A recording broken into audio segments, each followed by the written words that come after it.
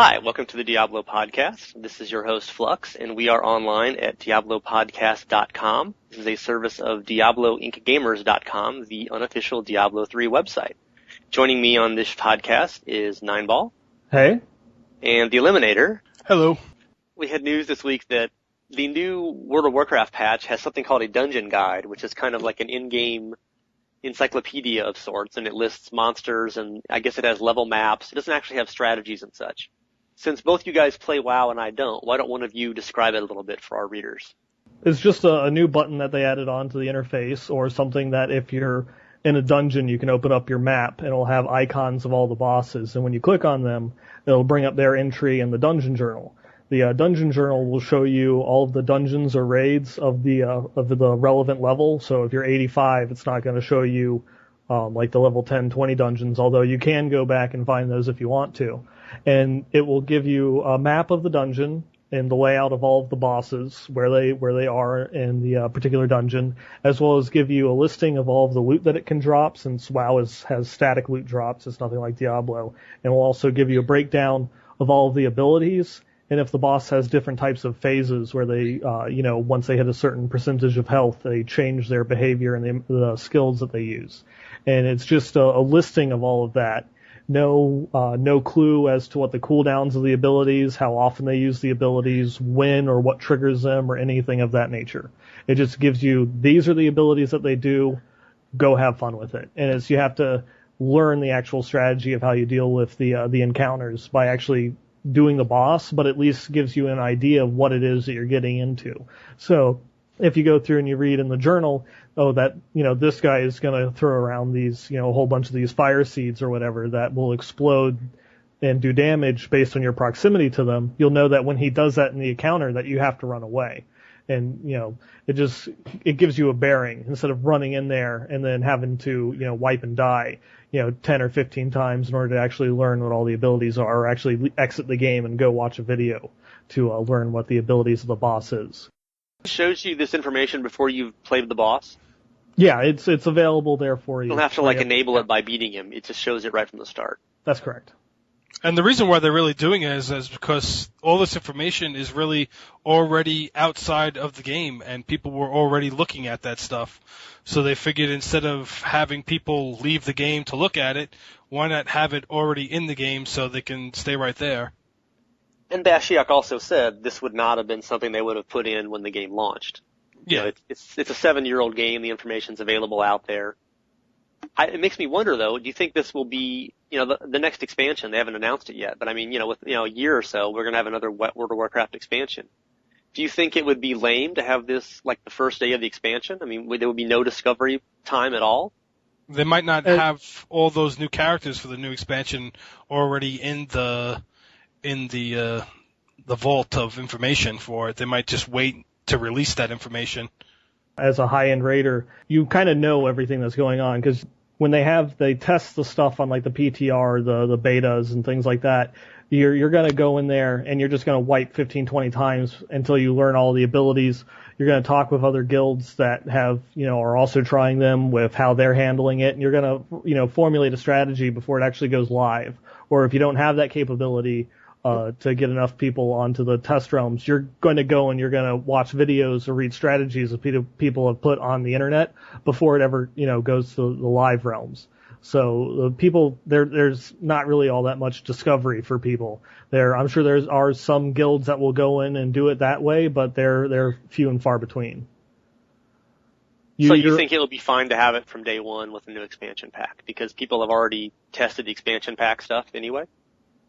Yeah, I mean, it's like people are already going to know. It isn't really that big of a deal. People that are going to want to do the content, they're going to know those abilities once the game itself goes live, based on what they've seen on the test realms, because all those strategies and all those abilities, they're going to be listed on, LearnToRaid.com, Wowhead.com. There's half a dozen different websites that are out there that will have you all the abilities and a breakdown of a play-by-play strategy that you need in order to do the boss.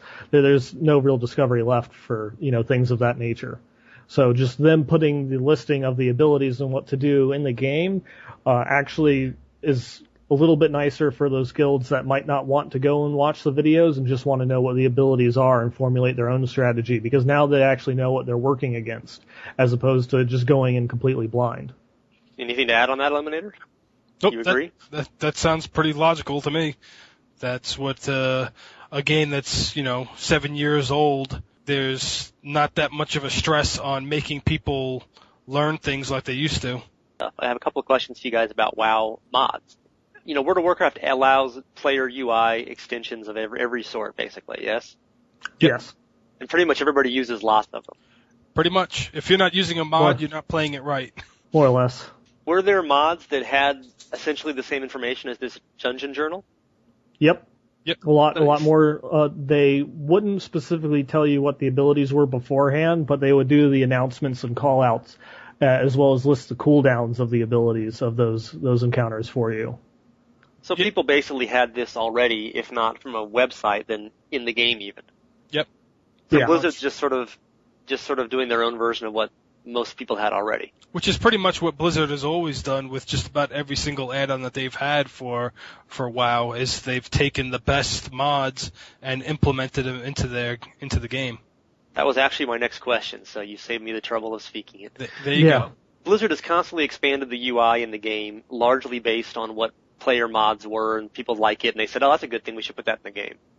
Yeah, they've done multiple reiterations of the auction house, although it's never quite caught up with the third-party mods for it, but they recently redid the raid frames for your party based on what some people had used in other add-ons to try and make it, because the original Blizzard raid frames were horrible compared to what some of the other third-party modifiers have done. They've added in more bars on the UI to put your abilities. They've done lots and lots of things that have gone through to copy what the more popular add-ons have been. Like if there's an add-on that the majority of the population is using, such as some of the boss timers that we were just talking about, they've now added in to the actual encounters themselves. The boss will kind of announce the abilities as he goes to use them beforehand for you to go through and get ready. They're always, I guess, kind of playing catch up. There are mods, I assume, that are illegal or that do too much, that let you see through walls or something like that in a WoW? I've not seen any mods like that, although they have gone out of their way to purposely add in code that breaks the functionality of certain mods that they feel that has made things too easy. So like the equivalent of map hack kind of thing from Diablo 2. There are mods that Blizzard bans or makes not work or says you can't use this. Yeah, it's basically what it is they'll put in code that keeps that particular add-on from functioning, and more or less tell the author, don't make it, don't make a working version of it.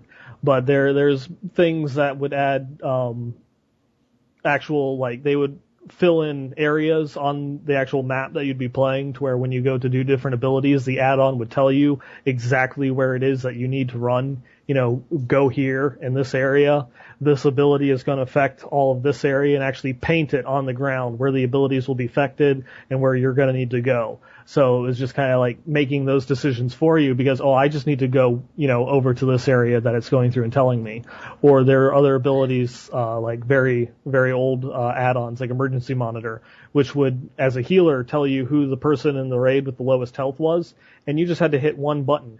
It would automatically pick the healing spell as well as pick the target with the lowest hit points and heal them. So you didn't have to make any decisions yourself. You just hit one button.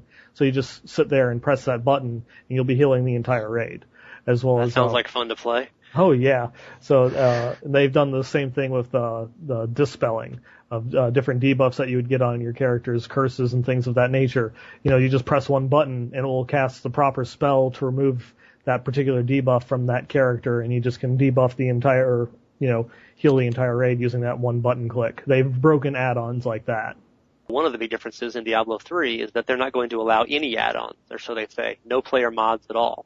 And they're going to make us use their interface and their controls. And can you even imagine what World of Warcraft would be like if they had never allowed any player add-ons? Painful. Yeah, really. At this point, painful. And there's certain times when you're not allowed to use any add-ons, and the arena tournaments, because of just how game-changing a lot of those add-ons can be. In the arena tournaments at like MLG and things like that, the rules specifically ban the use of any add-ons. You have to use the default Blizzard unit frames. They've added many of these functionalities to the UI, but those have all been driven by the player economy, essentially. Exactly. And you wonder what they would have added if they hadn't had players showing them these cool features. They wouldn't have thought of it, or they wouldn't have made the effort to it, or... That is one of the things that I do wonder sometimes, how many of these abilities that are, UI modifications that we have are a direct result of an add-on author's ideas. And when the Blizzard developers went through and saw that add-on, they're like, wow, why didn't we think of that? The obvious question is if they had this sort of dungeon guide in Diablo 3. We often have been, I think actually we three have previously advocated for more monster counters and more statistics being visible. And even considering that was something we would pay a monthly fee for, several bucks a month to get that kind of a cool thing. But do you think it would ruin the game? Would it take all the discovery away and the excitement? Well, I think one thing we don't know much about is there is already some sort of lore and quest little window. Yeah. The bestiary. Yeah, and it has in that window, it has the quest, world, people, and bestiary. So we don't really know what's going to happen inside those things. If it will, bring up, this is this type of monster, looks like this, you've killed it this many times. We don't know what that thing will do. And it might list the spell damages and the spell types and all this other stuff that we're seeing in the WoW. Yeah, it may say things like, this creature does fire damage. It may not tell you how much fire damage, but it's going to give you an idea of what kind of attacks it has. But I think that's also that type of feature will only happen after you've encountered the creature. It's not going to be a pre-existing journal of all the creatures that you could just look up. And I hope it isn't. I hope that they don't do that with Diablo 3. I think that it will kind of, especially at the beginning of the game, will ruin a little bit of the surprises for everybody. I wouldn't mind it so much maybe later on, like after the second expansion pack or something like that. You mean 7 years like World of Warcraft? Exactly. Yeah, exactly. Like 7 years later where it's not that much of a big deal to do it. But right off the bat, I would definitely not want it, and they've already said that they're not going to do that. Yeah, one thing that they could do is like what they did in Metroid Prime, that it had like a little in-game thing that you could go through and scan any of the new enemies that you came across, and it would give you like a little bit of a lore or facts about them. If they were an enemy that had a specific type of like quirk about them or some sort of gimmick that you had to do in order to beat them, it would give you hints as to what to do. It would say something about, the armor is resistant to all energy blows, but, cracks under, concussive attacks. And so that way that you'd have to use missiles against them and that your regular energy weapons would be useless against it.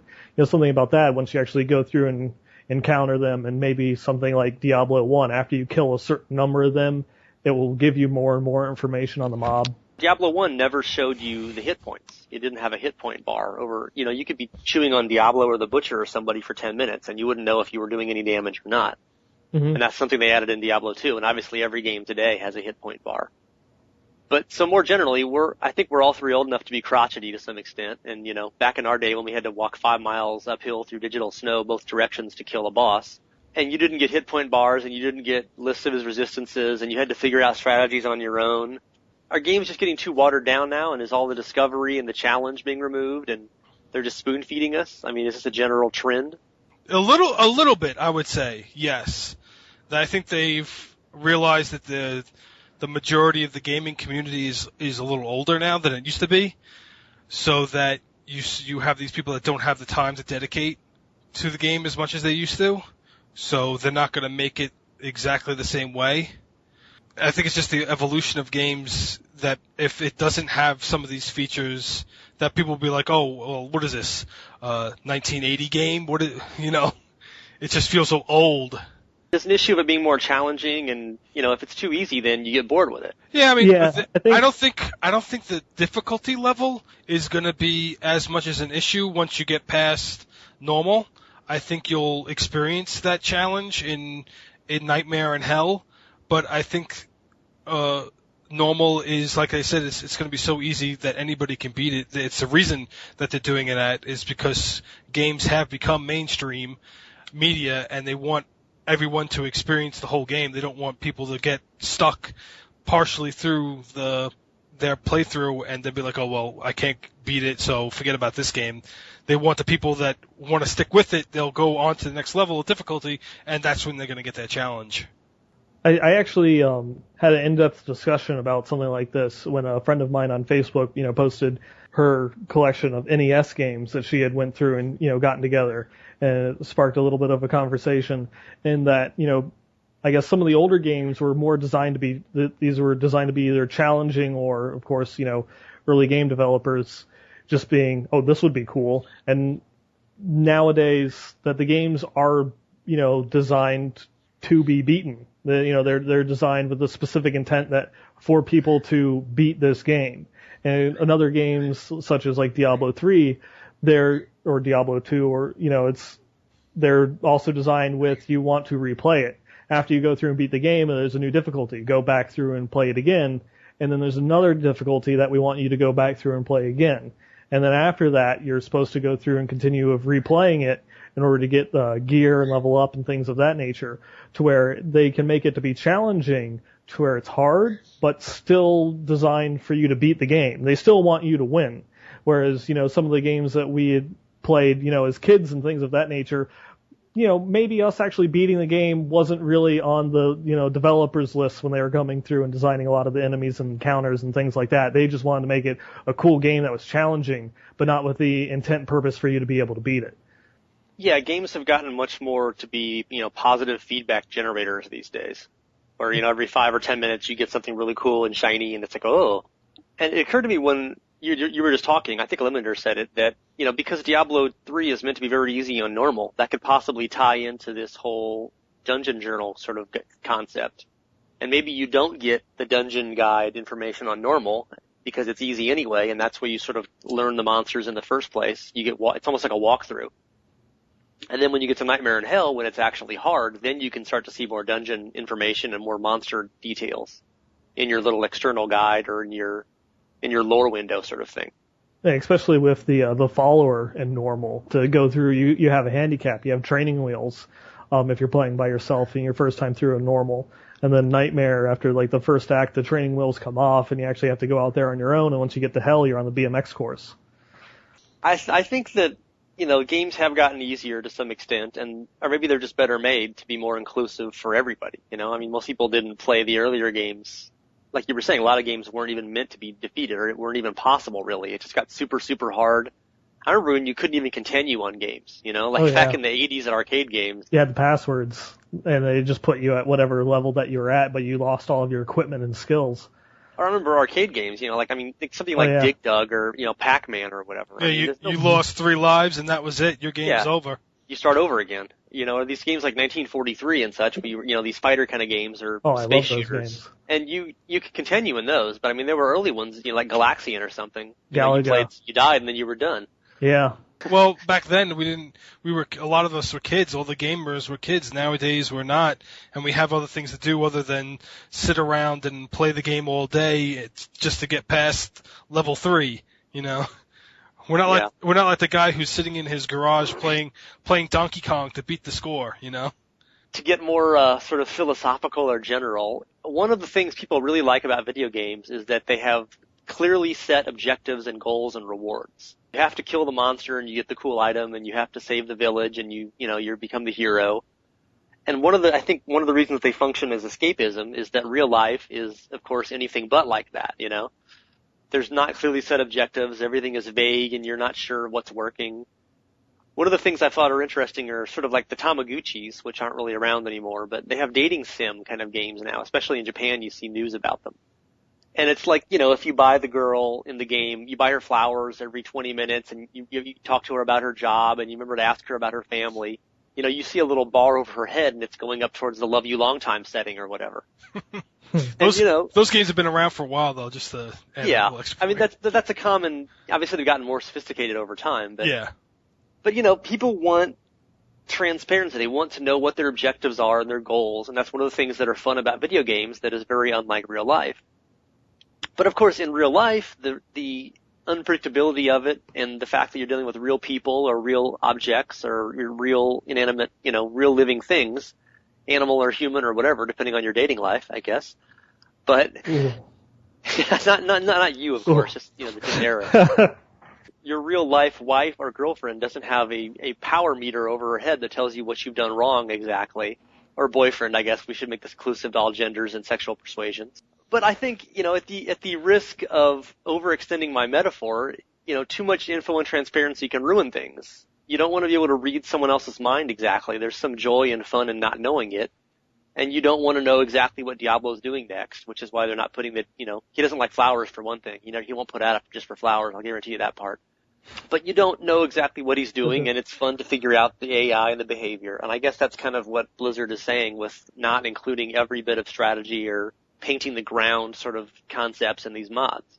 Yeah, Yes. I mean, that pretty much sums it up pretty well, because it's like if you walk in, if you know the storyline behind a book, why read it? It's like if you already know what happens in a mystery novel, well, why pick it up? It's like if you've already seen Fight Club, or Memento, movies of that nature, they lose a lot of their effect after you've seen it the first time. Yeah, once you know that Dumbledore kills Snape, what's the point in watching the movie over again? Exactly. Or I think it's Snape kills Dumbledore. Shh, spoilers. Oh, oops. Yeah, a couple years too late. My perspective on this a little bit is kind of thinking what fans want and seeing what sort of comments and the feedback is on websites, being as I sort of run one in theory. And I think a lot of people would not be at all unhappy if Diablo 3 launched with everything you can imagine for game info. Full walkthroughs, full skill builds, here's how you make your character, here's what you put your points in. Because the second games come out these days, it seems like half the forum threads are what's a good build, what's a good walkthrough, where do I put my skills here, what's the best equipment to use. It seems like a lot of people just want, the first time they play the game, they want to be doing basically Pendleskin runs and racking up SOJs and Eagle Horns and such. It's almost like some percent of the audience doesn't even want to have to figure anything out at all. Yeah.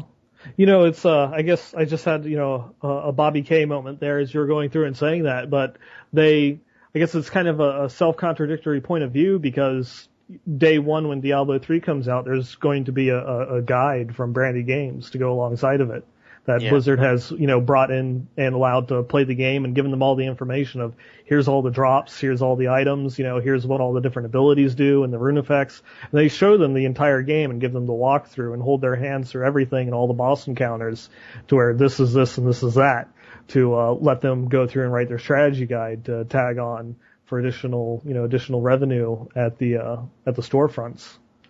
But at least that's not part of the game. Of course, now the obvious implication, if you pay $10 extra for the game, do you get that built into it? I mean, that's not anything they're going to do, but it seems like some people would be quite willing to pay for that. Yeah. It's kind of sad if you think about it. Why bother playing the game if you just want someone to play it for you just about? Well, I guess that also goes back to the people that with the real money transactions and the botters, because that's one of their arguments for it is, I only have like an hour to play the game, so I want someone else to do all the grinding for me. You can look at it from the perspective of the developers or something, and it's like, people are often complaining they're making us play the game the way they think that we should. Why can't we play it how we want to? Why are they trying to impose their vision on us? Especially with MMOs, you get a lot of that kind of thing. Yeah. So if people want full walkthroughs and full strategy guides the minute they install the game, why shouldn't that be accommodated? Is it unfair in an MMO where some people wouldn't use it? It would kind of wreck the economy, so to speak? Not really. It wouldn't really wreck the economy if a small portion, of the community is the only ones that are using that. But, I mean, maybe it might hurt the game's long-term future if everybody knew about it. The developer has to balance what fans want. Different fans have different desires and amounts of information they want to see in the game. Mm-hmm. But they also, obviously they have to cater to their market to some extent.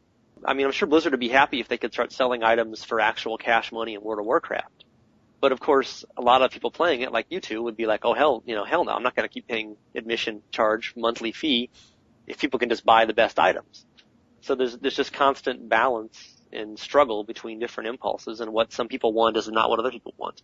And it just seems like over time, I don't think that we would have had this sort of a dungeon guide kind of thing, obviously, in World of Warcraft when it launched. And you wonder what games are going to have in 15 or 20 years as they keep getting easier. Are they just, is it going to be just push one button and, it's like watching a movie almost, You don't actually have to play it anymore. You just push a button, your character does all this cool stuff, and wow, look, I won. Well, just look at games that are already like that, like where you're just basically pressing a button and watching it, like the Heavy Rain, or there was another game that just came out recently too that is pretty much you're just going along, pressing a button when they tell you to, and you go and see the next part of the movie/game. Or you just PayPal $100 to some guy in China, and he makes your character level 60, and you can, hey, I'm done. Yeah, well, it's part of the argument of art form. How when we talk about how the game company wants you to experience the game a certain way. That's kind of like how movies and books, they want you to experience their medium in a certain way. So in conclusion, kids these days, am I right? Get off my lawn. Yes. Get off my lawn. Okay. Okay, guys, we've gone long enough. This will probably become a 2-part podcast.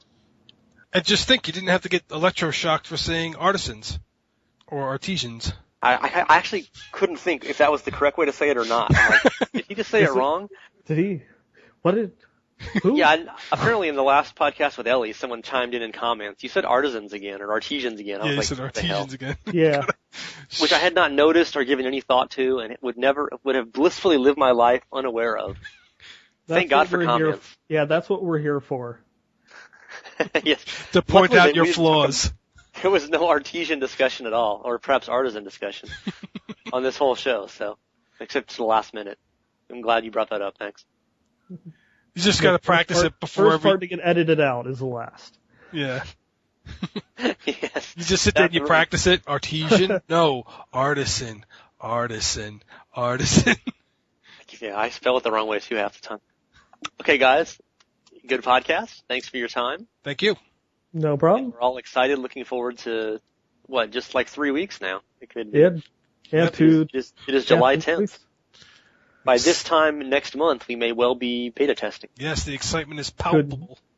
I could only hope, especially with that one job posting. It's just, I guess, confirmation that definitely the snowball is starting to roll. I kind of find it funny is the fact that sometimes I think about how the events are coming up, and you say to yourself, well, BlizzCon probably really messes up with the release date of Diablo 3 for coming out this year due to the fact that you have to spend so much time worrying about planning stuff for BlizzCon. You kind of wish maybe if BlizzCon wasn't around, we'd get this game out a little earlier. I think it probably is only going to really take maybe a week out of the actual developers' time, because they're going to be continuing to work on it. The only thing that they'll need to do is just rehearse the speeches that they're going to be giving at the panels. Jay Wilson isn't going to be at the Anaheim Convention Center setting up computers. He's going to be back at the Blizzard offices, continuing to work on the game. Well, he's going to be there for the panels and stuff. Yeah. Yeah, obviously. I think that I've heard developers say in the past that show demos help them in some ways because it gives you milestones. You have something really to work towards. Mm-hmm. 2009, 2010, they are probably like, we really got to push this. We really got to get the monk polished. We really got to get the demon hunter going. We got to work on the arenas. For Blizzard, I guess it could be a good thing because they're so lackadaisical in their product management anyway. Well, I think it goes back to one of Flux's points from one of our earlier podcasts where it's like, nothing gets worked on like a deadline. Once you actually realize that it has to be done today is when you actually start working on it. Like the majority of all of the actual process goes through in the last 10% of the project. That job post that was just announced sounded like it was somebody that was his job, was to say, okay, look, we got to get shit done. So come on, guys. Yeah, it seems like these Diablo 3 these job postings stay on their website for months. I mean, they've had the same two, quest writer ones up since last summer, for God's sakes. So hopefully they can find someone for this job. Maybe they're planning on, they don't need him for 6 months. Let's hope not. But yeah, that was, I think there was one of those ones. It was, like a 2D concept artist for World of Warcraft that was up on the job posting site for like 2.5 years before they finally took it down. You know, delete it. Well, yeah, and it was like ridiculous because it was just like an entry level job. You didn't have to have any experience besides, you know, a pin in a dream, more or less. Probably whoever had been doing that got promoted internally, and they needed someone to replace him, but it wasn't a real mission critical task. Yeah. Okay, guys, and here's where we make noises like rudiments. Like moves? Moo. Moo. Moo. Moo. Moo. Moo. Moo. Moo. Moo. Moo. I wonder what the unicorns will sound like in Diablo 3. Just like a cow, probably. You know, they could come out of left field and give us something else, go back to cows, or, you know, do something completely different. What's the sound of one unicorn clapping? We will find out. All right. Talk to you guys later. All right, thanks. All right. Talk to you soon. Take it easy. Bye.